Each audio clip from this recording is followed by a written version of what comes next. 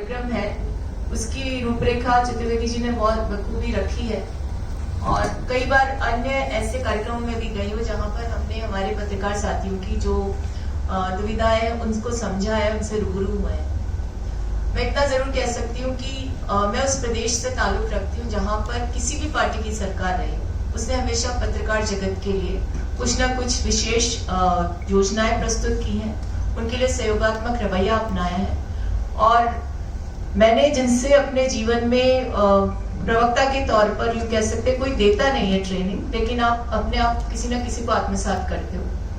तो मैंने यादव साहब, जब मैं पहली बार 2011 में प्रदेश कांग्रेस कमेटी की प्रवक्ता बनी थी, तो सबसे पहले जो मेरा अनुभव था जीवन का वो था हमारा चिंतन शिविर जो कांग्रेस पार्टी का यहाँ था। तब मैंने देखा कि प्रदेश के मुख्यमंत्री जो आज भी मुख्यमंत्री हैं श्रीमान अशोक गहलोत साहब, उनका जो एक लगाव था मीडिया के प्रति, उसका साक्षात्कार उस दौरान हमें हुआ।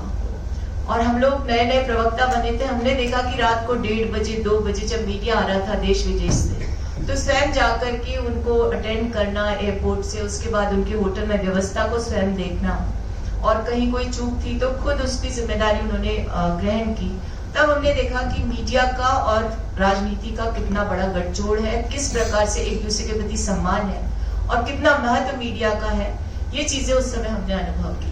और जो फर्स्ट लेसन ऐसा होता है तभी समझ में आ जाता है कि ये वो आप वो लोग हो, अगर जो ना हो तो जंगल में नाचा वो किसने देखा वाली स्थिति हो जाए। तो मैं समझती हूँ कि राजनीति करने वालों के लिए मीडिया के साथ सौहार्दपूर्ण संबंध होना बेहद जरूरी है। और मैंने 11 साल तक अभी भी हूँ मैं पार्टी की प्रवक्ता, लेकिन अब मुझे सरकार में एक जिम्मेदारी मिल गई है। परंतु गाए बगाए जब मुझसे कहा जाता है तो मैं कोशिश जरूर करती हूँ कि पार्टी का पक्ष रखूं। आपकी बात सही है कि अब वो दौर आ गया जहां पर आपके साथ मुश्किलें पैदा होंगी। मैंने खुद ने 2011 से अनुभव किया कि उस दौरान प्रिंट मीडिया का वर्चस्व था, इलेक्ट्रॉनिक मीडिया उतना नहीं था, 1-2 चैनल्स हुआ करते थे। धीरे धीरे परिवर्तन हुआ, 2 वर्षों में अनुभव होने लगा कि प्रिंट की जगह इलेक्ट्रॉनिक मीडिया का महत्व होने लग गया, क्योंकि आपको ज्यादा उसमें प्रेजेंटेशन मिल जाता है। और इसके साथ साथ ये परिस्थितियां हो गई कि अब मीडिया में इतने सारे प्रतिष्ठान हो गए कि आप लोगों के लिए तो दुविधा हुई नेताओं के लिए भी होने लगी। और आपने सही फरमाया कि जहाँ व्यक्ति होता है वहां उसके विचार भी होते हैं और उसकी विचारधारा भी होती है। वो ये गए कि हम तो सब न्यूट्रल सोच के लोग हैं, ऐसा नहीं है कहीं भी। हर व्यक्ति की अपनी विचारधारा है, अपना अपना इंक्लिनेशन है, तो मीडिया भी उससे अछूता नहीं है। लेकिन फिर भी राजस्थान के बारे में इतना कह सकती हूँ, चाहे कोई भी मीडिया प्रतिष्ठान रहा हो, उन्होंने हमेशा यहाँ पर चुनिंदा मीडिया प्रतिष्ठान है, यहाँ मंच से नाम लेने की आवश्यकता नहीं है, उन्होंने हमेशा प्रयास किया है कि वो जनता के पक्ष में खड़े हों, सत्ता से प्रश्न पूछें और जवाबदेही सुनिश्चित करने का काम करें। इसके लिए हम सौभाग्यशाली हमारा प्रदेश। और जहां तक पीटीआई की बात है, तो मैं मीडिया की चेयरपर्सन भी रही गत 7 वर्षों तक। तब मैंने अनुभव किया कि अगर आपने अपनी बात, अपनी न्यूज को पीटीआई तक पहुंचा दिया तो एक निश्चिंतता मन में हो जाती थी कि ये प्रमुख समाचार पत्रों तक इस माध्यम से पहुंच जाएंगे। और पीटीआई ने जिस स्वरूप में उस खबर को लगाया वो वैसे ही छपती थी प्रतिष्ठित समाचार पत्रों में। तो हम आपको साधुवाद इसलिए देना चाहते हैं कि आपने खबरों को निष्पक्ष रूप से, सच्चाई के साथ, साफगोई के साथ हमारे वर्जन्स को प्रस्तुत किया, ताकि जनता के सामने हम अब क्या कहना चाहते हैं, क्या हमारी भावना है, वो पहुंच सके। और यादव साहब, जब मुझे ये आमंत्रण मिला तो मुझे कोई नेता होने का गुमान नहीं था। मुझे ही लगा कि आपने शायद मेरा इसलिए चयन किया होगा क्योंकि प्रवक्ता खुद मीडिया का एक अंग हो जाता है।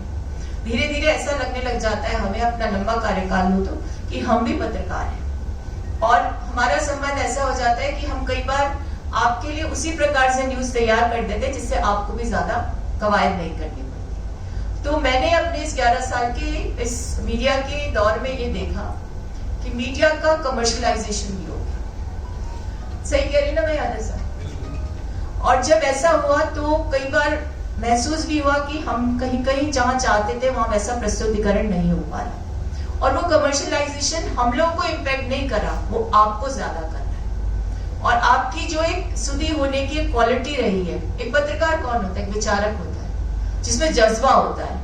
क्योंकि लोग कहते हैं ना कि सबसे कठिन क्षेत्र कौन सा है, तो मुझसे पूछेंगे तो मुझे राजनीति लगेगा, लेकिन सच्चाई तो है कि सबसे कठिन क्षेत्र आपका है, क्योंकि आप चाहते हो उस इलाके में, चाहे कोविड के समय देख लीजिए, सबने फ्रंट लाइन में डॉक्टर्स को बोल दिया, बाद में पुलिस को कहा। लेकिन मैं कहती हूँ आप लोग वो थे जो गंगा में बहती लाशों की कवरेज करने गए, जब अपने परिजनों ने उनको त्याग दिया। आप गए हॉस्पिटल्स में, आप मॉर्चरी के बाहर खड़े थे, आपने कवरेज किया, आपने देश को विदेश को बताया कि कैसी परिस्थितियां हैं, लोगों को क्या दुख है, किस प्रकार से कौन कोविड से मारा गया, जिसका एक्नॉलेजमेंट नहीं हो रहा था। तो ये मीडिया की भूमिका थी जिसने देश की सरकार को, राज्यों की सरकार को जगाया, समाज सेवी संस्थाओं को जागरूक किया और सबके सहयोग को लेकर के हम इस पूरी वैतरणी को पार कर पाए। तो मैं समझती हूँ कि मीडिया एक ऐसा माध्यम है जिसका जिस स्वरूप में उसको सोचा गया एक लोकतांत्रिक व्यवस्था में, उसका जीवित रहना बेहद आवश्यक है। और अगर वो उस स्वरूप में जिंदा नहीं रहेगा तो उसकी क्रेडिबिलिटी पर प्रश्न चिन्ह लगेंगे और आपकी विश्वसनीयता जिस दिन कम होगी उस दिन इस देश का लोकतंत्र कमजोर हो जाएगा। आज परिस्थितियां ये हो गई कि पहले प्रिंट से इलेक्ट्रॉनिक और अब सोशल मीडिया आ गया। अब सोशल मीडिया पर तो बहुत सारे चैनल्स चलते हैं और इसमें बहुत से क्रेडिबल प्लेटफॉर्म्स भी हैं। मैं मानती हूँ ऐसा, क्योंकि जब हम टीवी पर देखते हैं और उसकी तुलना में उस यूट्यूब चैनल पर जाकर कुछ देखने का प्रयास करते हैं तो हमें लगता है कि वो कई प्रतिष्ठित आपके पत्रकार साथी हैं जिन्होंने अपने स्वाभिमान के साथ समझौता नहीं करने के उद्देश्य से अपने खुद के प्लेटफॉर्म शुरू कर रहे और उन लोगों ने इस प्रकार से अपनी न्यूज को प्रस्तुत किया कि उनकी विश्वसनीयता दिन दुगनी रात चौगनी बढ़ती जा रही है। तो ये मीडिया के वो साथी हैं जो अनुगमन जिनका हमें करना चाहिए। और मेरे जैसे लोग जो मीडिया में स्थान प्राप्त कर लेते हैं उन लोगों के लिए आवश्यक है कि ऐसे लोगों के विचारों को निश्चित रूप से पढ़ें, उनके एनालिसिस को, उनकी समीक्षा को जरूर देखें या पढ़ें, ताकि आपके विचारों में एक शुद्धता आती है, आपकी समझ गहरी हो जाती है। अब जहां तक पीटीआई, यूएनआई, ये सब एजेंसीज हैं, इनकी विश्वसनीयता देश में और विदेशों में बहुत ज्यादा है और वो इसलिए है कि ये समझा जाता है। अब आपने जो ट्रेड यूनियन की बात कही ना सर, वो होनी बेहद आवश्यक है, आज के दौर में बहुत जरूरी है जहां पर इतना ज्यादा कमर्शलाइजेशन हो गया, क्योंकि आपके हितों की रक्षा के लिए संगठित होना बेहद आवश्यक है। अन्यथा तो होता क्या जा रहा है, मैं आप इसको अदरवाइज मत लीजिएगा, हम भी अनुभव करते हैं अपने जीवन में। जिसने वहां जाकर कोई विज्ञापन दे दिया तो उसकी न्यूज आना तो बिल्कुल श्योर है, और यदि आप नहीं दे पा रहे हैं तो आप कितना भी अच्छा काम कर लीजिए, आप कितना भी जनता से जुड़ जाइए, आपने कितनी भी अच्छी पहुंच आपकी हो जाए, जनता से कितना जुड़ा हो, बहुत अच्छे नेता हो, बहुत अच्छे सामाजिक कार्यकर्ता, तो आपके लिए स्थान नहीं हो। लेकिन आप में ऐसे पत्रकार आज भी जीवित हैं जो इस जज्बे के साथ काम करते हैं कि हमें सच्चाई का प्रस्तुतिकरण करना है, और उन्हीं के सहारे हम जैसे लोग काम करते हैं। क्योंकि आप अगर कोई काम कर रहे हो और आपने उसको सचमुच मुद्दे के रूप में उठा लिया, तो कई बार मैं हतप्रभ हो जाती हूँ, किसी चैनल पर तो बहुत बड़ी खबर थी लेकिन सवेरे समाचार पत्र में बिल्कुल गायब हो जाती है। और जो लोग हमारे इसमें व्यूअर्स हैं या हमारे पाठक हैं, उनमें भी उसके बारे में कोई एक्नॉलेजमेंट नहीं होता, क्योंकि बहुत सारा इंफॉर्मेशन का एक बयार सी आई हुई है सोशल मीडिया के माध्यम से। छोटे छोटे और बहुत से प्रतिष्ठान ऐसे हो गए, बहुत से टीवी चैनल्स हो गए, यूट्यूब प्लेटफॉर्म्स हो गए, लेकिन उन सब में यदि किसी विश्वसनीयता की बात होती है तो फिर आपकी वेबसाइट की बात होती है कि आपको इसकी सच्चाई जाननी है तो पीटीआई की खबर को जाकर देख लीजिए। तो ये आपकी विश्वसनीयता है, ये आपकी निष्पक्षता है, ये आपकी प्रतिष्ठा है जिसके हम कायल हैं। और देश में इसीलिए कहा जाता है कि जब कोई भी आपको खबर जाननी हो और सच्चाई तक जाना हो तो फिर आपकी खबर को पढ़ना बहुत जरूरी है।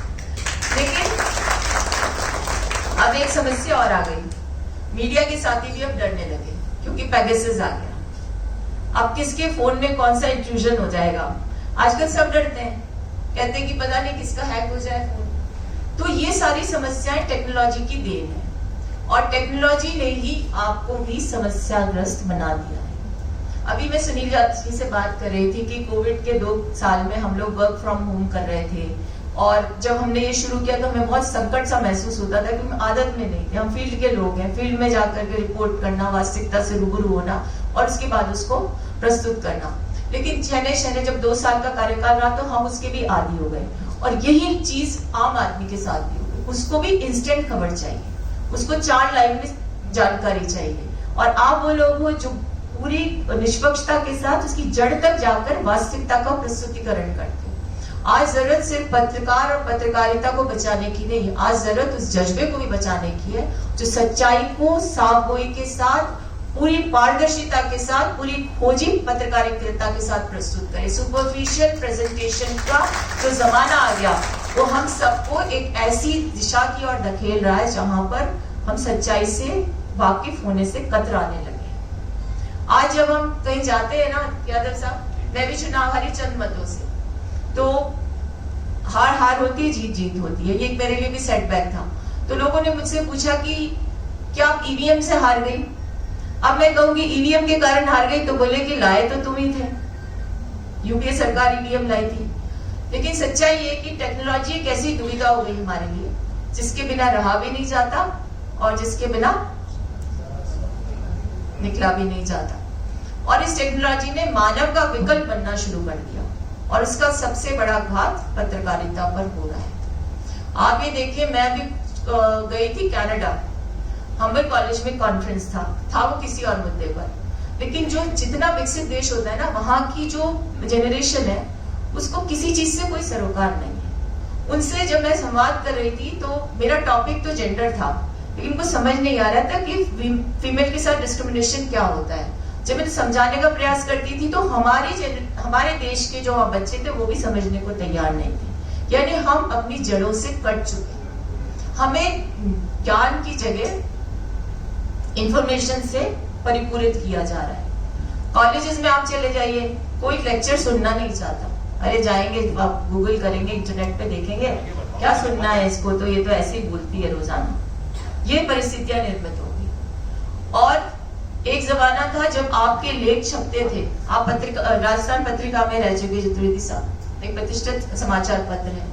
आपके लेखों को पढ़कर हम प्रवक्ता बने हैं, हम आपकी शब्दों को सीखते थे, उसके प्रस्तुतिकरण को हमने समझा है, उसके बाद जाकर हम टीवी चैनल्स पर बोलते थे, तब जाकर हमारी प्रतिष्ठा बनी समाज में। लेकिन आज मैं देखती हूँ कि जब हम किसी टीवी चैनल पर जाते हैं तो यादव साहब सबसे बड़ी दुविधा पता है आपको क्या है? वहां पर कोई संवाद नहीं करता सकारात्मक, वहां पर व्यक्तिनिष्ठ हो चुका सब कुछ, वहां पर विचारधाराओं की लड़ाई भी खत्म हो गई, वहां सुपरफिशियल हो गया सब कुछ। और मेरी पार्टी के प्रतिनिधियों की दुविधा ये हो गई कि हमारे लिए एंकर, विपक्षी पार्टी का प्रवक्ता, राष्ट्रवादी प्रवक्ता, एक अन्य विचारक, इन सब का हमको सामना करना पड़ता है। तो हमारी भी इस दुविधा को आप समझने का प्रयास करें। मुझे लोकसभा चुनाव में, मैं क्योंकि ऑल इंडिया कांग्रेस कमेटी की पैनलिस्ट हूं, तो मुझे लोकसभा चुनाव में कहा गया कि आपको दिल्ली पहुंचना है, क्योंकि 16 तारीख को जब जयपुर में चुनाव निपट जाएंगे उसके बाद सारे डिबेट्स को आप आकर के उसमें पार्टिसिपेट करिए। जब मैं वहां पहुंची तो मुझे कनॉट प्लेस के उस गार्डन में डिबेट के लिए जाना था, जहां पर एक बहुत बड़े पत्रकार, जिनके साथ मैं कई कार्यक्रम कर चुकी थी टीवी पर, वो मुझे अच्छे से जानते थे, मेरे प्रति सद्भावना भी थी। तो मैंने उनसे कहा, महोदय ये क्या किया आपने, मैं जयपुर से दिल्ली आई हूँ और आपने 5 और आप 6 आदमियों का सामना मैं अकेली करूं? बोले तुम कर लोगे, तुमको हम जानते हैं। मैंने कहा लेकिन आपने क्या किया, आपने अपनी प्रतिष्ठा के साथ समझौता कर लिया है। आप चुनावी नतीजों से पहले मेरा संवाद 6 लोगों से करवाना चाहते हो और साथ में आपने उस जनता को बिठा रखा जो मेरा साथ नहीं देगी, इन्हीं का साथ देने। ये दुविधा भी आज देश के सामने, और ये सिर्फ देश के सामने नहीं है, अंतरराष्ट्रीय पटल पर भी हो गया। वो ट्रंप जो आए थे, उन्होंने जो फेक न्यूज और पोस्ट ट्रूथ, पोस्ट आइडियोलॉजी, ये सारे कंसेप्ट्स दे दिए, और ये ऐसे कंसेप्ट्स हो गए कि आज की युवा पीढ़ी इसको सच्चाई मानती है और सच्चाई को सच्चाई नहीं मानती। और सबसे बड़ी मुश्किल क्या थी, कोविड काल में लोग इसी पर बैठे थे, नेट पर। हतप्रभ तब होते थे जब सबसे विकसित देश के लोग एंटी वैक्सर्स हो गए। और किस लिए हो गए? क्योंकि साहब उनके जो पॉपुलिस्ट लीडर्स हैं वो कह रहे हैं कि ये जो कोरोना वायरस है ये तो सब क्रिएशन है चाइना का, और जो भी था, जिस तरह की बातें थी। अमेरिका में सबसे ज्यादा लोग हैं जिन्होंने आज तक वैक्सीन नहीं लगाई। आपने कनाडा में देखा ही था, ट्रूडो की सरकार के सामने कैसे ट्रक ड्राइवर्स ने हड़ताल कर दी थी और वो चुप करके भागे। जब परिस्थितियां ऐसी हो जाती है, इसका सीधा मतलब ये है कि पत्रकारिता जगत को अपनी जिम्मेदारी, भले मुश्किलें कितनी भी हो, और गहराई के साथ आत्मसात करनी होगी, ग्रहण करनी होगी। क्योंकि जब तक आप सच्चाई को और मुखरता के साथ प्रस्तुत नहीं करेंगे, तब तक शहने जो पतन हो रहा है और गर्त में जाने का रास्ता खुलता जाए। तो मैं तो सिर्फ इतना कहना चाहती हूँ कि आज आपकी जो मीटिंग है उसका एजेंडा मुझे समझ में आ रहा है कि आज हम लोगों को समाज के हर वर्ग में, जिसकी जहां तक पहुंचे, इस चीज को गंभीरता से समझना होगा कि मीडिया का अगर पतन होगा, मीडिया के साथियों का आज मजबूती से साथ नहीं दिया जाएगा, तो उनकी भी मजबूरियां ऐसी हो जाएगी कि वो भी हो सकता है जो दर्पण होता है समाज का उसके स्वरूप में उस तरह से सामने प्रस्तुत ना हो सके। तो हमारी जिम्मेदारी हम समझते हैं, इसलिए मैं समझती हूँ कि मुख्यमंत्री जी ने हर बार बजट में राजस्थान के मीडिया के लिए बहुत सी ऐसी योजनाएं ला करके दी है जिससे उनका संबल बना रहे। अभी आपने देखा पेंशन योजना, आवास योजना, अधिस्वीकृत पत्रकारों के लिए विशेष योजनाएं और इसके अलावा भी उनके बच्चों की शिक्षा और उनकी चिकित्सा के लिए भी बहुत सारी योजनाओं को समाहित इस बजट में किया गया है। और मैं तो कह रही हूँ आपसे कि मैंने खुद ने अपने आंखों से देखा कि रात्रि 1:30-2 बजे वो मीडिया के साथियों का हाथ पकड़ करके तब तक खड़े थे जब तक उनके रूम्स आइडेंटिफाई नहीं हुए, क्योंकि देश विदेश से 300-400 मीडिया आया हुआ था यहाँ पर। आप भी कई लोग उससे प्रतिभागी होंगे उस समय। तो मैं ये मानती हूँ कि ऐसी सोच हर राजनेता में होनी चाहिए और राजनेताओं को कदापि मीडिया से संवाद से घबराना नहीं चाहिए, क्योंकि जब हम आपसे संवाद करेंगे तभी आप हमें समझ पाएंगे कि हमारे अंदर क्या कमी है या क्या अच्छाई है। और यदि हम आप उसको क्रिटिकली एनालाइज करके प्रस्तुत नहीं करेंगे तो वो नेता कभी सुधर नहीं सकते। नेताओं को भी सही मार्गदर्शन देने के लिए, सही रास्ता दिखाने के लिए, उनकी जिम्मेदारी का एहसास कराने के लिए, राजनीति में उनका वजूद क्या उसको एहसास कराने में आपकी बहुत बड़ी भूमिका होती है। और मैं इसलिए ऐसा मानती हूँ क्योंकि 11 साल के इस दौर में मैंने समझा है कि मैं मीडिया का बाय प्रोडक्ट ही मानी जाती हूँ राजस्थान में। एक बार हम किसी कार्यक्रम में बैठे हुए थे तो वहां पर कुछ लोग आए तो ज्यादातर लोग मुझसे संवाद करना चाहते थे, जबकि बहुत लोग बैठे थे। तो वहां एक हमारे बहुत बड़े नेता थे, उन्होंने कहा ये देन मीडिया की है, जो तुम टीवी चैनल पर देखती हो उसका परिणाम है कि सुदूर राजस्थान के लोग जानते हैं कि एक अमुक अमुक महिला है और इसका वजूद है इस पार्टी में। तो मैं आपकी बहुत आभारी हूँ। मेरे जीवन में राजनीतिक जो भी मेरा सफर रहा है उसमें मीडिया का बहुत बड़ी भूमिका है। और जिसने मीडिया का महत्व समझ लिया, मीडिया को जिसने अच्छे संबंध मीडिया के साथ रहे। और देखिए मुझे एक सौभाग्य और प्राप्त हुआ यादव साहब कि जब मुझे मीडिया का इंचार्ज बनाया गया, पूरे भारत में कोई राज्य नहीं था जहाँ मीडिया की प्रमुख कोई महिला हो। तो कई बार हमारे एक नेता है, मैं नाम किसी का कोट नहीं कहते थे कि देखो या तो यूपीए की चेयरपर्सन महिला है, राजस्थान कांग्रेस मीडिया चेयरपर्सन महिला है। तो मुझे गौरव का अनुभव होता था। लेकिन मैं मानती हूँ कि मीडिया के लिए काम करना या मीडिया का काम करना ये बहुत कठिन काम है। इसलिए है क्योंकि जब आप अपनी लेखनी से कुछ भी लिखते हो तो आपकी अंतरात्मा की आवाज भी साथ में चलती है। और आप जब किसी के बारे में क्रिटिकल प्रेजेंटेशन देना चाहते हो तब भी आप 4 बार सोचते होंगे, और आप किसी का प्रशंसा करना चाहते हो तब भी आप 4-5 बार तो सोचते ही होंगे, क्योंकि हर व्यक्ति के अंदर एक इनर कॉन्शियस होता है। और मैं मानती हूँ कि पत्रकारों में वो ज्यादा जिंदा है। और यही कारण है कि आज भी किसी भी चीज के लिए आपको कोई जानकारी चाहिए, सच्चाई जानना चाहते हैं, तो प्रतिष्ठित पत्रकार जो समाज के उनकी लेखनी को, उनके विचारों को हम सीखने के लिए या पढ़ने के लिए तत्पर हो जाते हैं। तो मैं ये कहती हूँ आपसे कि सरस्वती का वास आप में है, आप में एक जिंदा दिली है, आप में एक जज्बा है देश के प्रति, समाज के प्रति, उसको आप जीवित रखिए। आपकी समस्याओं के निदान के लिए आपके यादव साहब जैसे नेता है, आपके हमारे चतुर्वेदी जी जैसे वक्ता है, और अभी तो 2 को ही मैंने सुना, आप सब में खूबी है। आपके बिना इस देश का लोकतंत्र अधूरा है। आपकी मुश्किलें बहुत ज्यादा है, लेकिन उन मुश्किलों के साथ आप आगे बढ़ते रहेंगे तो समाज का समर्थन निश्चित रूप से आपको मिलेगा। जब हमें अवसर मिलेगा कभी भी तो हम आपकी आवाज को बुलंद करने में कभी पीछे नहीं। धन्यवाद।